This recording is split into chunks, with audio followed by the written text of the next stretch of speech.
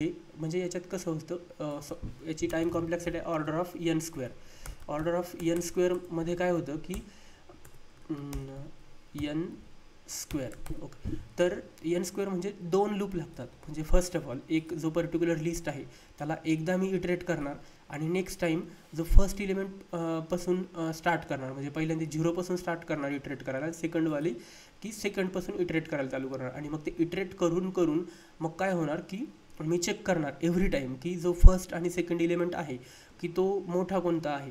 मग जो मोठा असेल तर त्याला स्वॅप कर, छोटा असेल तर तो फ्रंटला ढकल आणि मोठा असेल तर राईटला ढकल. असंच फक्त इथं सेम लॉजिक आहे. मी इटरेट केलं, 0ची लूप लावली 0 to n-1 आणि जेची जी लूप आहे ती n-1 मायनस आय मायनस 1, म्हणजे जी आय असेल, आय समजा 0ला असेल तर 1 पासून स्टार्ट कर आणि त्याला एव्हरी टाईम चेक कर की जो जेचा इलेमेंट आहे तो जर मोठा असेल आयच्या इलेमेंटपेक्षा, जेचा जर इलेमेंट हा J+1 पेक्षा मोठा असेल तर मग काय कर, स्वॅप कर. स्वॅप कोणाला कर, जे आणि J+1ला काय कर, जे या दोघांना जे आणि J+1ला कसं स्वॅप कर की जेला J+1 दे आणि J+1ला जे दे, हे स्वॅप करून टाक. ते झाल्यानंतर मग आपण काय करणार, फायनली रिटर्न करणार. म्हणजे आता इथं बेस केस तुम्हाला एक्झाम्पल समजून सांगू. 64 आणि 25 आहे, याच्यामध्ये मोठा एलिमेंट आहे 64.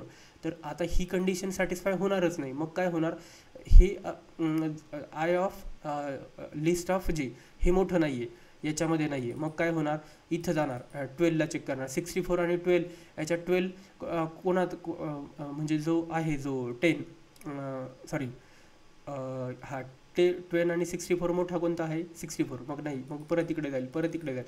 याच्यात काय होईल की पर्टिक्युलर जो एव्हरी टाईम की तो दोघांची कंपॅरिझन करेल की 64 मोठा आहे की 25 मोठा आहे. 64 मोठा आहे, स्वॅप कर, 25ला पुढे घे.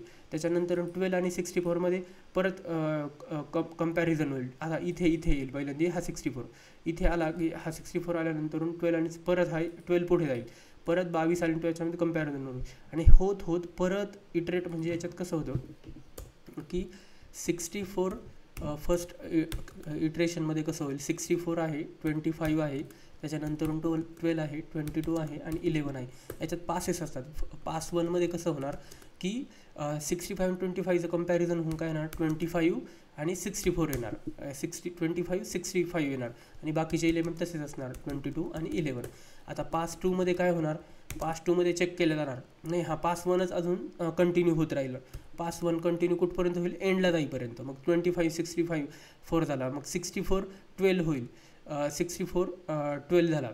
तर याच्यात काय होईल की परत हा 25 त्याच्यानंतर 12 नंतर 22 आणि 11 असं झालं. आता पास 1मध्ये परत कंडिशन काय होणार, आता हा जो इथं जे 64 आलं होतं, इथं 64 याच्यामध्ये परत कंपॅरिझन होणार 22चं. मग ते असं करता करता इथं जर आपण बघितलं तर फायनली काय होणार, हा पास 2 कधी चालू होणार माहिती का, की ज्यावेळेस 25 आणि 22चं कंपॅरिझन होईल त्यावेळेस 22चा. तर मी पास 2चं दाखवतो. पास 2मध्ये काय होईल की 12 येईल, नंतरून 25 येईल, त्याच्यानंतरून मग 22 येईल, नंतर 11 येईल. आता परत काय होईल की हे झाल्यानंतरून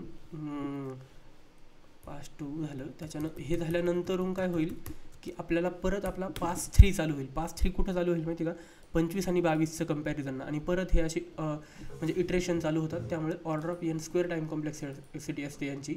तर आपण याला रन करू, मग तुम्हाला त्यावेळेस समजेल की बबल सॉर्ट नेमकं कसं वर्क होतं. Bubble sort dot py.